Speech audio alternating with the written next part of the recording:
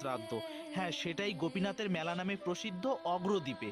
তো আপনাদেরকে আমি কথা দিয়েছিলাম অগ্রদ্বীপের গোপীনাথকে আপনাদেরকে আমি দর্শন করাবো এবং এই গোপীনাথের লীলা আপনাদেরকে শ্রবণ করাবো। তার জন্য আমি চলে এসেছি আজ গোপীনাথ ধামে, অগ্রদ্বীপে। তো ভিডিওটি একটি বড়, কেননা 19 মিনিট 30 সেকেন্ডের ভিডিও, কিন্তু স্কিপ করবেন না। স্কিপ করলে পরে ভগবানের লীলা আপনারা হয়তো মিস করে যাবেন। ভিডিওটি একটু বড় হলেও আপনারা সম্পূর্ণ দেখবেন। তো চলুন। দাঁড়িয়ে আছে মন্দিরটা, কিন্তু এইখানেই রয়েছে 2 ঘন্টা। আপাতত এই রাস্তাটা বন্ধ করে দিয়েছে, এখন এই রাস্তাতে যেতে হবে আমাদের। এখন প্রায় দুপুরবেলা, আর এই অগণিত মানুষের ঢল অগ্রদ্বীপমুখী।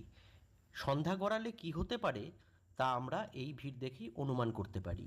শ্রী গোবিন্দ ঘোষের বাৎসরিক শ্রাদ্ধ উপলক্ষে চৈত্র মাসের কৃষ্ণপক্ষের একাদশী তিথিতে প্রতি বছর অগ্রদ্বীপে বসে এই মেলা। কিন্তু এই